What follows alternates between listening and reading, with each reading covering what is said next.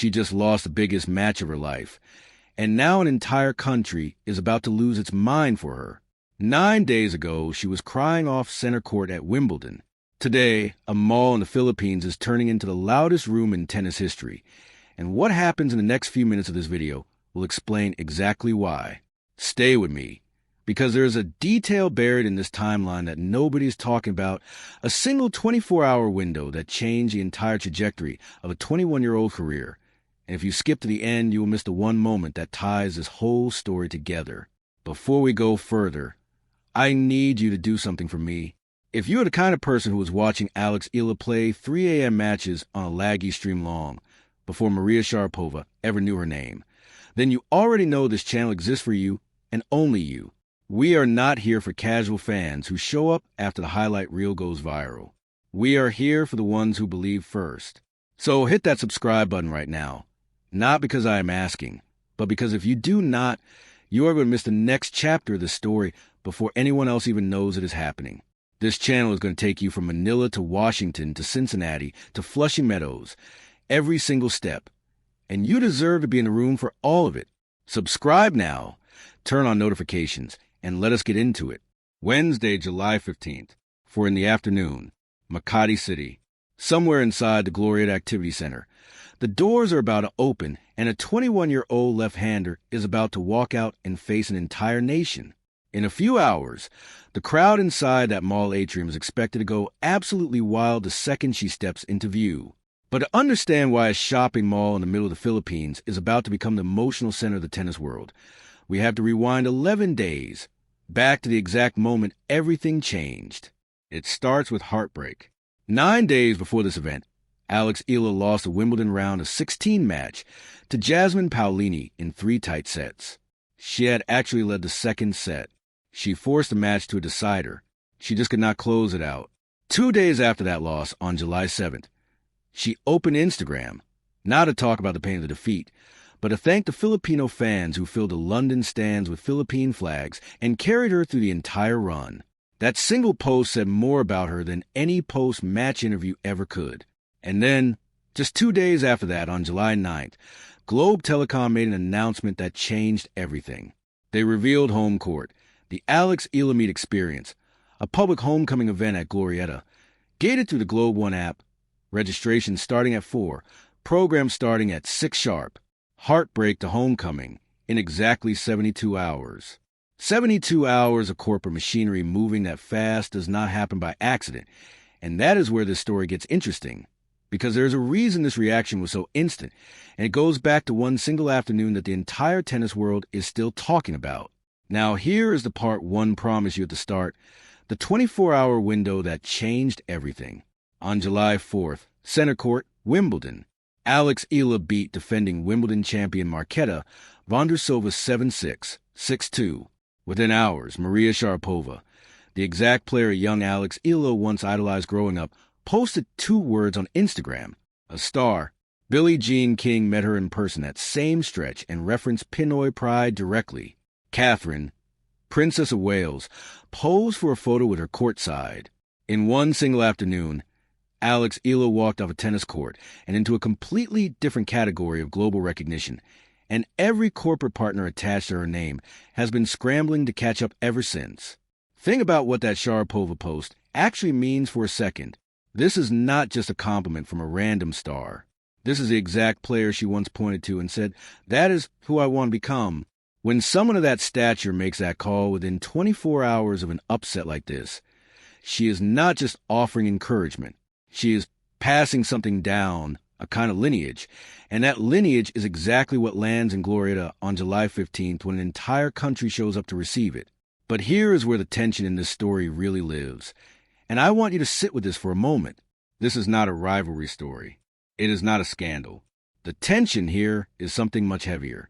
A 21-year-old woman is being asked to fly home from London, walk into a mall packed shoulder to shoulder with fans, smile for cameras, take a microphone, and become a national celebration before she has even had the time to properly grieve a loss that ended her Wimbledon campaign less than 10 days earlier.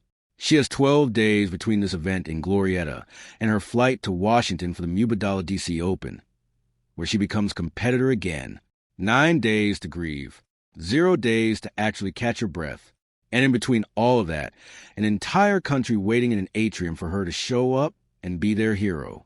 That collision, right there, is the real story tonight, and stick around, because how she handles that pressure in the next few weeks is going to tell us everything about where her career goes next. Now look close at the venue itself, because even this detail is not random. In July of last year, Globe hosted Eala at their own corporate tower in Bonifacio Global City, an invite-only, closed-door type of event. 1 year later, they have moved her to a public mall atrium in one of the busiest commercial districts in all of Metro Manila. That is not a small schedule adjustment. That is a company placing a massive bet that Alex Eala alone can pull a general public crowd off the street on a random Wednesday evening. And every single person who has to download the Globe One app just to get a slot at this event tells you everything about how much demand they believe actually exists. Here is another detail that makes this event singular, something most people covering this story are completely missing. According to reports, this Glorietta appearance is Eala's only major public event between her Wimbledon exit and the Wimbledon DC Open on July 27th. One event, one window, one evening, sandwiched perfectly between London and Washington, where Filipino fans finally get to look their hero in the eye before the American hardcourt swing pulls her right back into competition mode. If you are watching this and you already have your ticket or your registration confirmed, drop a comment right now, because I want to know how it feels to be in that room.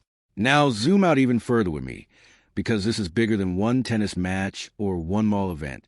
The Philippines has produced world champions in boxing, in billiards, in volleyball, but never before at the Grand Slam level in tennis. Not until now. And every serious Filipino sports fan already knows the phrase that used to describe Manny Pacquiao at the absolute peak of his career, the pride of the Philippines. That title is now being quietly and informally passed to a 21-year-old left-hander from Quezon City, and a telecom giant hosting a public mall event to celebrate her is basically the corporate seal of approval on that transfer of legacy. And this is exactly why what happens after July 15th matters so much more than the event itself. From Glorietta, Eala flies straight to Washington for the Wimbledon DC Open on July 27th. From there it is Cincinnati, then the Canadian Open in Toronto, then the U.S. Open in Flushing Meadows starting August 30th. For tournaments across 5 weeks, and every single one of them is now being watched by a fan base that grew by an entire order of magnitude in one single afternoon on July 4th.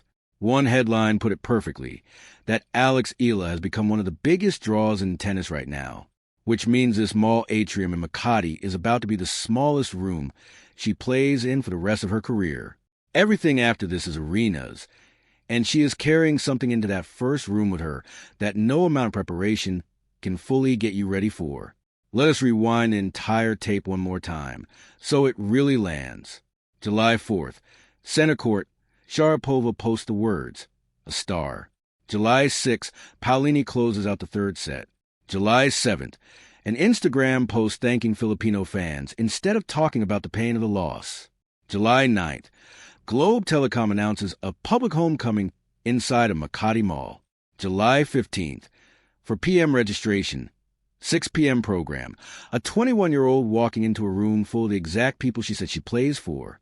Alex Eala did not win Wimbledon this year, but on July 15th, inside a Glorietta atrium, she is going to receive the kind of welcome usually reserved for someone who did, and that tells you more about what she has become to an entire nation than any trophy ever could.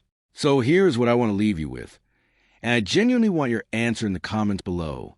If Eala takes that microphone at 6 p.m. and looks out at a crowd that has been waiting for her since the moment she landed, what is the one thing you want her to say to the country? And does this Makati homecoming actually top her appearance earlier this year at Rizal Memorial, or is the biggest moment of her career still ahead of us, somewhere between Washington and Flushing Meadows? Type your answer below, because I read every single one of them. If you made it this far, you already know this channel exists to cover Alex Eala before the rest of the world catches on, before the highlight reels, before the mainstream sports pages even notice. So if you have not subscribed yet, this is the moment, because the next video is going to take you inside what happens after Glorietta, straight through Washington, Cincinnati, Toronto, and all the way to Flushing Meadows. And there's a twist coming in that next stretch of tournaments that nobody is prepared for. subscribe, turn on that bell, and I will see you in the next one.